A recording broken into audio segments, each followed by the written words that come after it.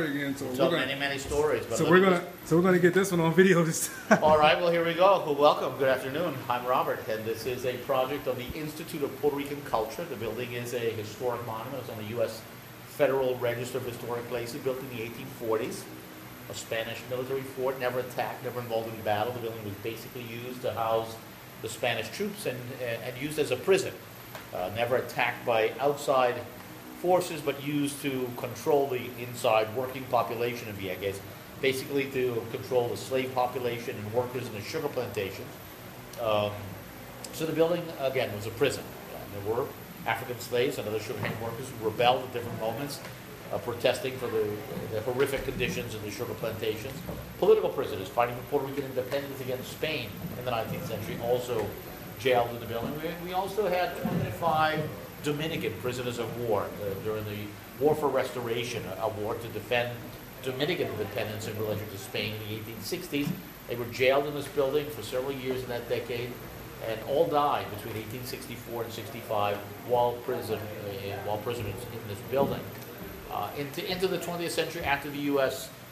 Invasion of Puerto Rico, 1898, Spanish-American, Cuban, Filipino War of 1898, the building continued to be local jail into the 1940s, closed, abandoned early in the 40s, and finally restored by the Institute of Puerto Rican Culture between 1989 and 91. The building is about 90% original. The structure, as well as the outer walls, all from the same period of the mid-19th century. And upstairs, a little bit of history, art, archaeology, and that's the short story. The short story, because I'm from Boston. So every once in a while my eyes disappear. So, that's all. I have nothing else to say. All right, there's much more to say. There's a donation box on the way out. There's some literature on the table. You want the sign there, the sign house in Colorado, and other places are registered as books and crafts on sale. The building also houses the Vieques Historic Archives, our Center for Historic Investigation, and a studio for Radio Vieques, our community radio station. Yeah. Oh, you want to tell them about the Mother's Day Revolution that you were involved in? You know, it's funny. I haven't talked about that for such a long time. Now I'm going to do it twice in the same day. It's kind of interesting. Why not?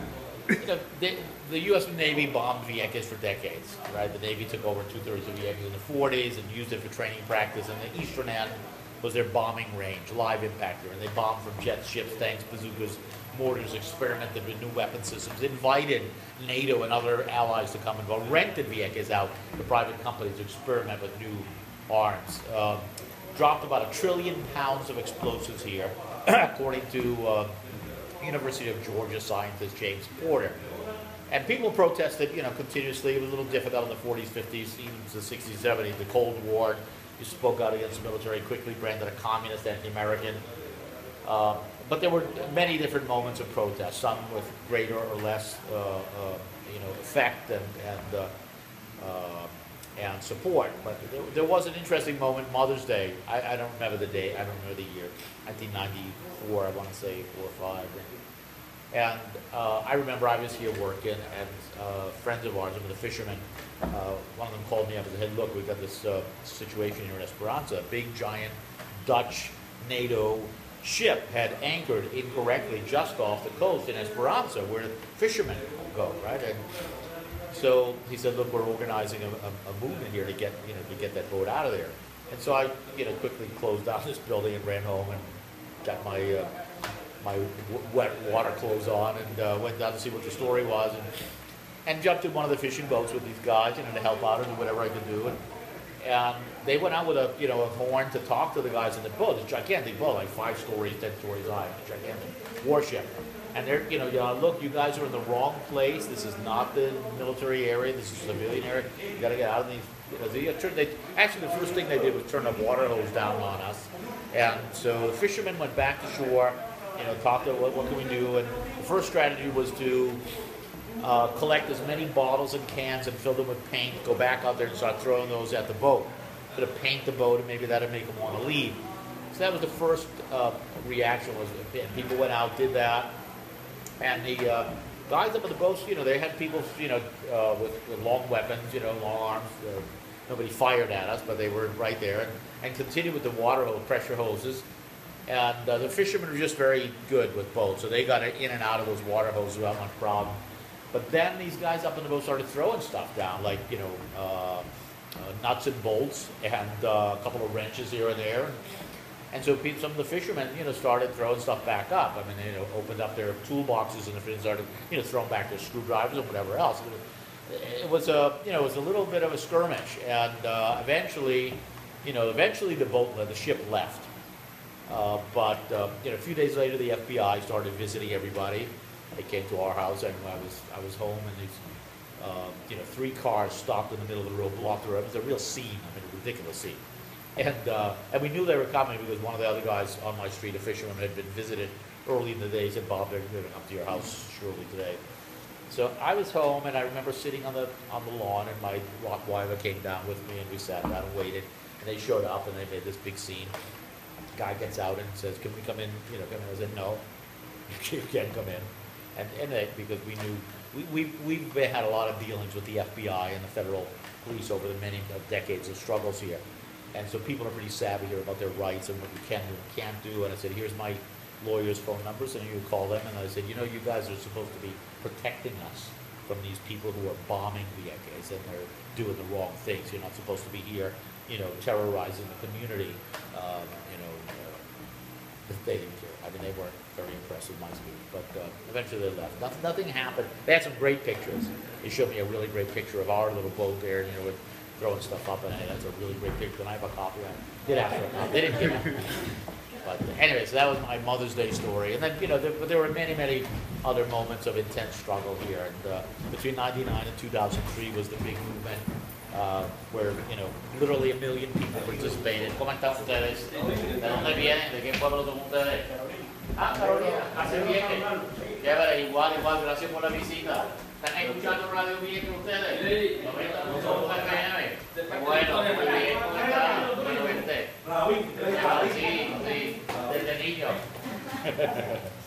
So, anyway, but there's always been a lot of intense moments here. And between '99 and 2003 was the last moment. '99, there was this incident. I'll go on forever if you guys, as long as you keep that on, I'm going to keep talking. Keep talking. 19 April 1999, a fighter jet pilot during military maneuvers dropped 2 500-pound live bombs on the Navy's own observation post out on the eastern end. Missed the target, right, and blew up part of the OP out there. One of the guy who was killed immediately was a local guy, a Viequense, a security guard, a civilian, working for a company hired by the Navy to do security. And that death shook everybody into action like no other event had ever done in Vieques and throughout Puerto Rico. Almost immediately, we occupied the Navy's bombing range, literally. Over a couple of months, thousands of people were in there. 15 encampments, rung the eastern end of Vieques. The Navy couldn't bomb. For a year, we controlled that space. Finally, in May 4, 2000, the Navy came in, arrested about 250 of us, and took back their bombing range and started bombing again. And then we began the second phase of civil disobedience to stop the bombing. And in that phase, over 1,500 people were arrested. We had brought in a lot of, high-profile people. Bobby Kennedy Jr. was arrested with us. Reverend Al Sharpton was arrested with us. Jesse Jackson's wife, Jacqueline. Edward James Olmos, the actor, was arrested with us. Several Congress people. Lots of ministers, priests, pastors arrested with us. The bishops of every church in Puerto Rico, every single one, created the Ecumenical Council for Peace on Vieques. Union groups, student groups, women's group, environmental group, cultural groups, singers, songwriters, theater people, everybody got together. And then, the Puerto Rican diaspora, right? Millions of Puerto Ricans in New York. So, Tito Kayak, a guy from Puerto Rico, got up on the Statue of Liberty, got out onto the crown, hung a big flag that said, "Stop bombing Vieques." He spent a year in prison for that. Other people jumped into Yankee Stadium in the middle of a game with flags, "Stop the bombing." So it was a big to-do, and we finally, got this to be the biggest political issue for Puerto Rican and Latino voters in the U.S. The politicians wanted their votes because it's more money for them and their families, and more stuff they can steal, and more power for them. So they eventually were forced to do the right thing so that they could have more money and more power and better mansions and stuff for their kids and grandchildren. and it worked, and it worked. And so without firing a single shot, this small community defeated the most powerful military force in the history of humanity, because people were willing to sacrifice. Women, older women, younger women, kids, university students, and others at 2, 3, 4 in the morning, went out in fishing boats, jumped in the water, got to the bombing range, to be there when day would come, light would come, and shoot up a flare, so the Navy would have to hold off their bombing, go down and arrest people. Very dangerous. I mean, I was arrested. My third arrest was in the bombing range as well, and you know, they started there bombing away. I mean, they were lobbing these 5-inch rounds over our heads, and we were, you know, I was kind of freaking out. But a lot of people put their lives on the line and their liberty as well. And over 1,500 people arrested. Many people spent, you know, days or weeks or months in jail. I think I did my 6 months in the federal prison in San Juan.